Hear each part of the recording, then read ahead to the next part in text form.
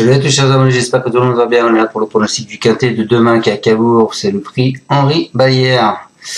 On va pas faire la vidéo d'aujourd'hui car la course n'est pas encore courue, donc demain le prix Henri Baillère, la course 4 c'est à 20h15, c'est de l'athlé, 2750 mètres du 1 au 10 et du 11 au 16, 2775 mètres, 16 partants, 33 000 € d'allocation, une corde à droite.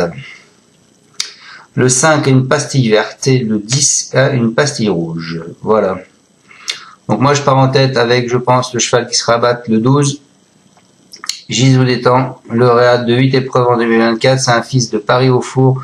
Et il monte en puissance après son break en début d'année. Il n'a pas pu faire ses preuves à main droite et devrait donc s'adapter à la piste de Cabourg. À l'issue d'un parcours sans encombre, il sera pas loin de la vérité. Ensuite je vous ai mis le 2. Qui est Just a Chalet, ce modèle de sérieux est capable d'appliquer toutes les tactiques. Il s'est classé en 12-8 lors de son seul essai sur ce parcours. Piégé en épaisseur en dernier lieu à Clairefontaine, il ne doit pas être jugé sur cette 7e place. Je pense qu'il faudra s'en méfier. Ensuite, je vous ai mis le 15 qui est Jotun du Dôme. C'est un sujet de classe. Il a crevé l'écran lors de sa rentrée le 4 juillet sur ce parcours où il a fini 4e. Il a déjà figuré dans des lots autrement plus relevés. Et il faut noter qu'il avait gagné lors de sa même réunion l'an dernier. L'histoire pourrait bien se répéter.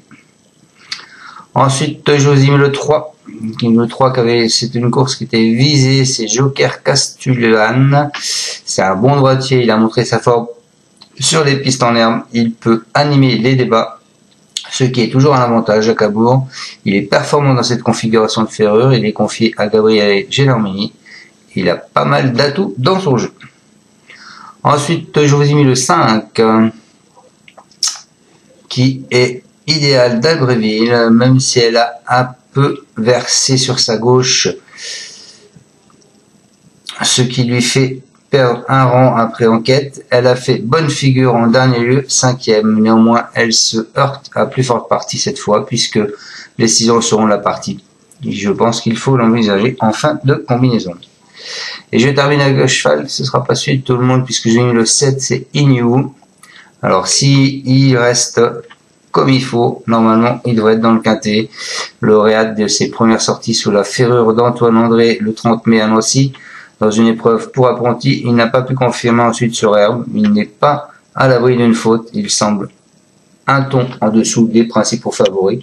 Malgré tout, la grande réussite de son mentor, je pense qu'il pourrait créer la surprise. Donc je vous répète ma sélection en 6 les amis. Je vous ai mis le 12 qui est Gisou d'étang. Ensuite le 2, Just du Chalet. Ensuite le 15, Jotun du Dôme. Ensuite le 3, Joker Castellane.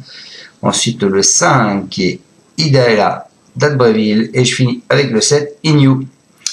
Voilà, je vous souhaite à tous de bonnes soirées. Soyez prudents dans vos jeux et on se retrouvera demain pour le pronostic du quintet de samedi qui est un en gain en trop. Salut à tous, merci de me suivre. Ciao, ciao. Tu es parieur hippique, tu as forcément besoin de la Kazakh.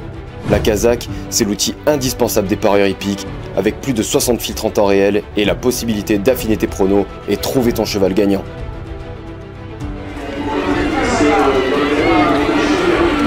La Kazakh, l'outil indispensable des parieurs hippiques et des passionnés.